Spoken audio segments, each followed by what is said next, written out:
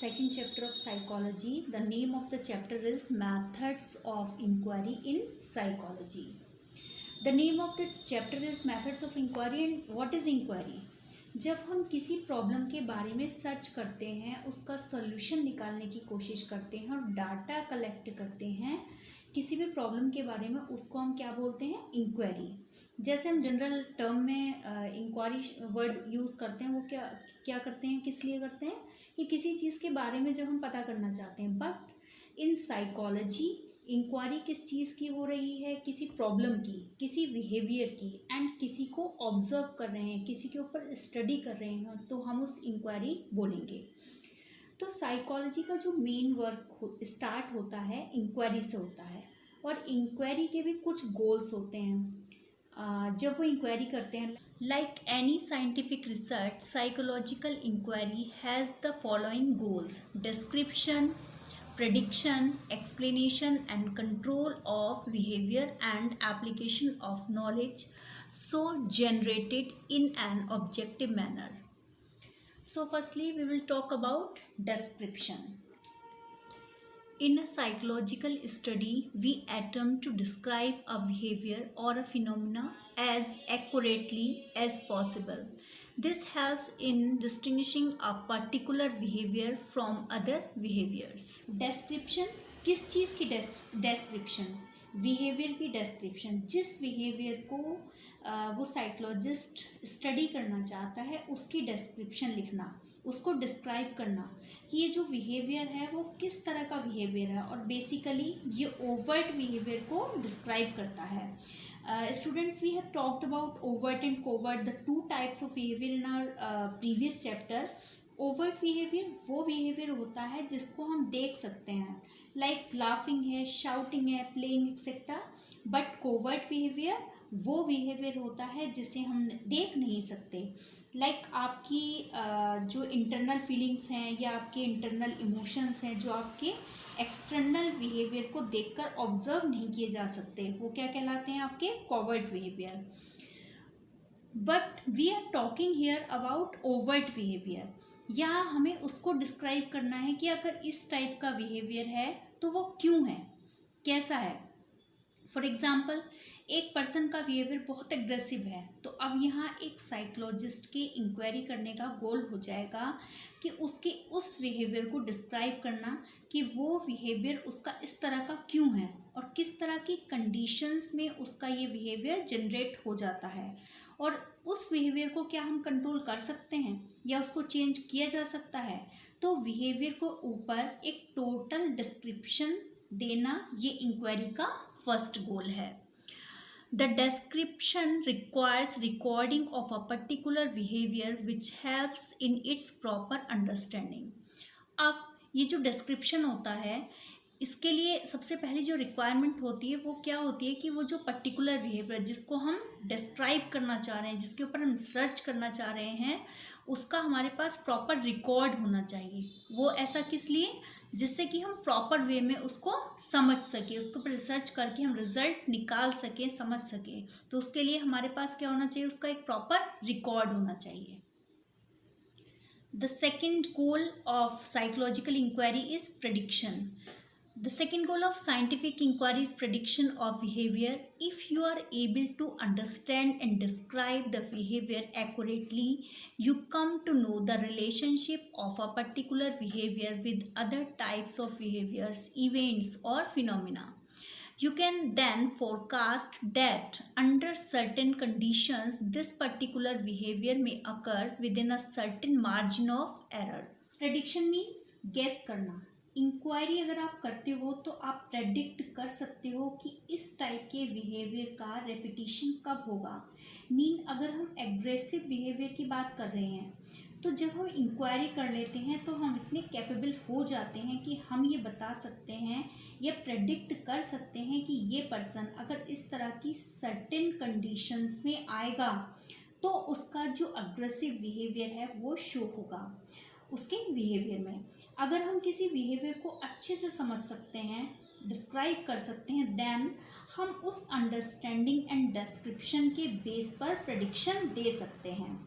अगर हम particular behaviour को दूसरी इवेंट्स, फिनोमिना या बिहेवियर से रिलेट कर सकते हैं, तब आप में वो कैपेबिलिटी आ जाती है कि आप ये प्रिडिक्ट कर सकें कि इस तरह की कंडीशंस में ऐसा बिहेवियर जनरेट होगा। फॉर एग्जांपल, हम study time and different subjects के अचीवमेंट्स के रिलेशंस को इस्टेब्लिश कर सकते हैं। फॉर एग्जांपल, एक चाइल्ड अपना बहुत सारा टाइम अगर स्टडी के लिए देता है तो हम ये प्रिडिक्ट कर सकते हैं कि उस चाइल्ड को एग्जाम्स में काफ़ी अच्छे मार्क्स मिलेंगे। The next is explanation. The third goal of psychological inquiry is to know the causal factors or determinants of behavior. Psychologists are primarily interested in knowing the factors that make behavior occur. Also, what are the conditions under which a particular behavior does not occur. For example, what makes some children more attentive in the class? Why some children devote less time for study as compared to others. Thus, this goal is concerned with identifying the determinants or antecedents conditions of the behavior being studied so that cause-effect relationship between two variables or events could be established. Means to know casual factors. Casual factors वो factors होते हैं जिनकी वजह से वो behaviour हो रहे हैं, वो एक्सप्लेन करना, इनको डिटर्मिनेंट्स बोलते हैं साइकोलॉजिकल लैंग्वेज में। ऐसे डिटर्मिनेंट्स जो बिहेवियर को कॉज करते हैं। सो हमें कॉज एंड इफेक्ट रिलेशनशिप निकालना है। कॉज एंड इफेक्ट मीन आपने किसी को कुछ कहा और वो एंग्री हो गया। हर बार जब भी उसको आप ये बात बोलोगे तो वो नाराज़ हो जाएगा। तो यहाँ कॉज हो गया किसी चीज़ के बारे में बोलना और इफ़ेक्ट हुआ उसका अग्रेसिव होना। सो साइकोलॉजिस्ट उन कॉजेज़ को भी बताते हैं जिनसे वो पर्टिकुलर बिहेवियर जनरेट हो जाता है, और उन कॉजेज़ को भी बताते हैं जहाँ कोई पर्टिकुलर बिहेवियर जनरेट नहीं होता। The next is control. If you are able to explain why a particular behavior occurs, you can control that behavior by making changes in its antecedent conditions. Control refers to three things making a particular behavior happen: reducing it or enhancing it. For example, you can allow the number of hours devoted to study to be the same, or you can reduce them, or there may be an increase in the study hours. The change brought about in behavior by psychological treatment in terms of therapy in persons is a good example of control. Generally हम लोग behaviour की study कर रहे होते हैं तो उसमें कुछ ऐसे निगेटिव बिहेवियर्स लाइक एंगर भी होते हैं। तो निगेटिव बिहेवियर्स को कंट्रोल करना होता है, बिकॉज इंक्वायरी का बेनिफिट तभी है जब हम निगेटिव बिहेवियर्स को कंट्रोल कर सकते हो। तो कंट्रोल कैसे किया जाता है? एंटीसीडेंट्स कंडीशंस को हम चेंज कर दें। एंटीसीडेंट कंडीशंस कौन सी कंडीशंस होती हैं? जिनकी वजह से वो बिहेवियर बाद में शो हो रहा होता है। मीन किसी के साथ कुछ ऐसी कंडीशंस पहले आई हैं जिसकी वजह से उसका बिहेवियर ऐसा हो गया है, तो कंट्रोलिंग में क्या होगा? एंटीसीडेंट कंडीशंस को ही चेंज कर दिया जाएगा। उससे क्या होगा? एक तो बिहेवियर चेंज हो सकता है, या फिर अगर कोई बिहेवियर नहीं है तो उसको लाया भी जा सकता है, और किसी भी बिहेवियर को हम इन्हेंस भी कर सकते हैं एंड रिड्यूस भी कर सकते हैं कंट्रोलिंग के थ्रू। लाइक निगेटिव बिहेवियर को हम रिड्यूस कर सकते हैं और पॉजिटिव बिहेवियर को हम इन्हेंस कर सकते हैं। कोई पर्सन अगर स्ट्रेस बहुत लेता है तो वहाँ हम उसके इस निगेटिव बिहेवियर को रिड्यूस करेंगे। The next is application. The final goal of the scientific inquiry is to bring out positive changes in the lives of people. Psychological research is conducted to solve problems in various settings. Because of these efforts, the quality of life of people is a major concern of psychologists. अब हमने ये सारी चीज़ें study कर ली कि किसी person के अंदर जो एक बिहेवियर है जो इस टाइम पर या इस तरह की कंडीशंस में हमेशा नज़र आता है, कैजुअल फैक्टर ये है कि जब भी उसके साथ ऐसी सिचुएशन या कंडीशन आती है तो वो ऐसा ही बिहेवियर दिखाता है और उसकी एंटीसीडेंट कंडीशंस को हम कंट्रोल कर सकते हैं ताकि वो बिहेवियर ना हो। तो अब ये सब जानने के बाद हमारा जो फाइनल एम है वो क्या रह जाता है? एप्लीकेशन। एप्लीकेशन मीन्स आप उसको करके देखोगे, अप्लाई अपनी इंक्वायरी का कि क्या ये चीज़ हम एक्चुअल में अप्लाई कर सकते हैं या फिर नहीं कर सकते हैं। साइकोलॉजिकल रिसर्च किस लिए की जाती है? To solve problems in various settings. Like आपकी योगा एंड मेडिटेशन के थ्रू हम स्ट्रेस को रिड्यूस करके एफिशिएंसी इंक्रीज कर सकते हैं। The next topic is steps in conducting scientific research. इसमें हम उन वेरियस स्टेप्स को डिस्कस करेंगे जो हम साइंटिफिक रिसर्च करते समय अपनाते हैं। So the first step is conceptualising a problem. The process of scientific research begins when a researcher selects a theme or topic for study.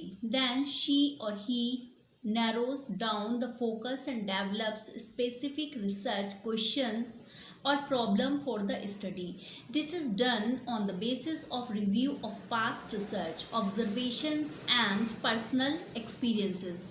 For example, earlier you read that a researcher was interested in observing the study habits of students. For this purpose, she or he may identify different facets of study habits first and then decide whether she or he is interested in study habits shown in the class or at home.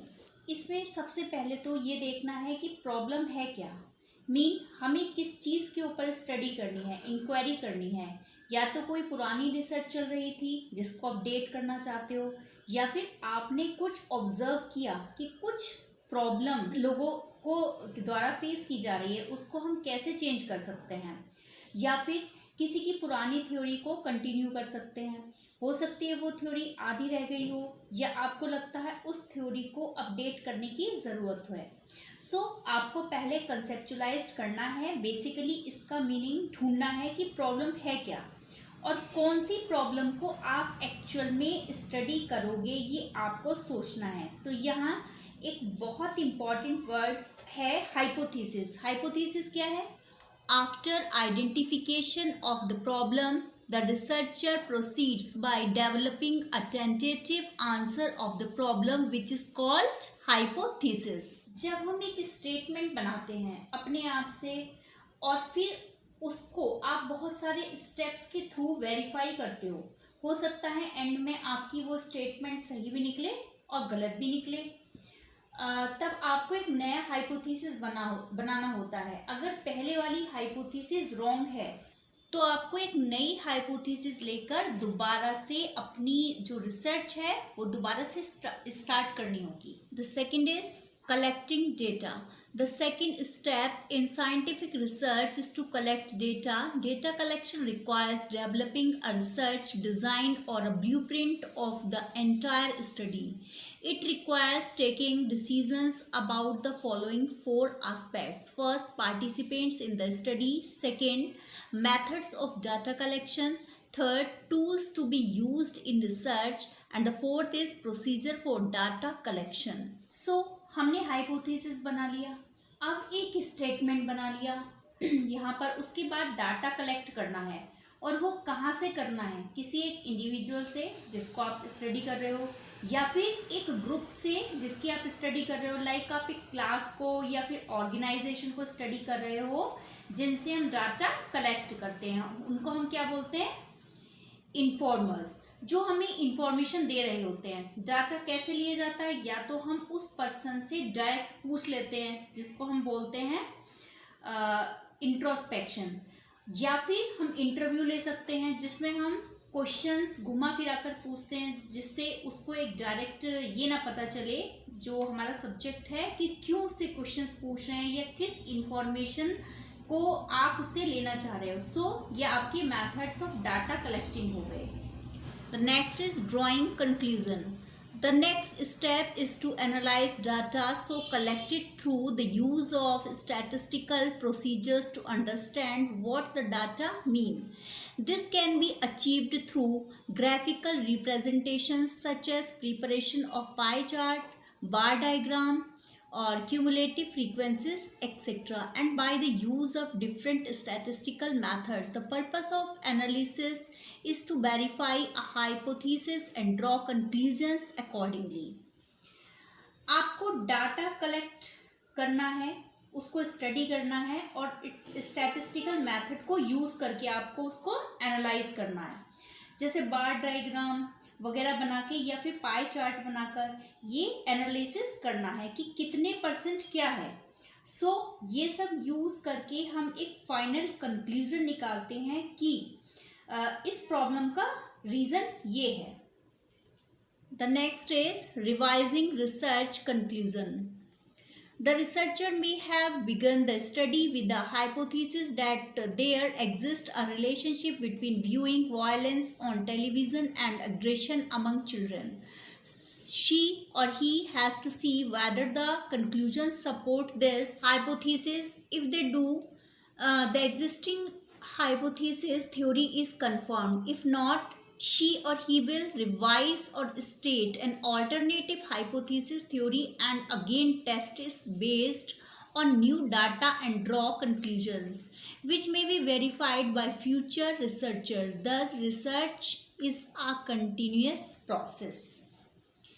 Means हो सकता है कि हमने जो conclusions निकाले हैं वो हमारी हाइपोथेसिस से अलग आते हों. लाइक हमने किसी स्टूडेंट के कम मार्क्स आने को लेकर ये हाइपोथेसिस बनाई कि वो पढ़ता कम है इसलिए उसके कम मार्क्स आते हैं, बट जब हमने स्टैटिस्टिकल मेथड से डाटा कलेक्ट किया तो देखा पढ़ने की वजह से नहीं बल्कि उसका एक फ्रेंड है जो उसको बहुत ज़्यादा नेगेटिव इन्फ्लुएंस करता है. तो हमारा जो हाइपोथेसिस है यहाँ पर क्या हुआ, चेंज हो गया.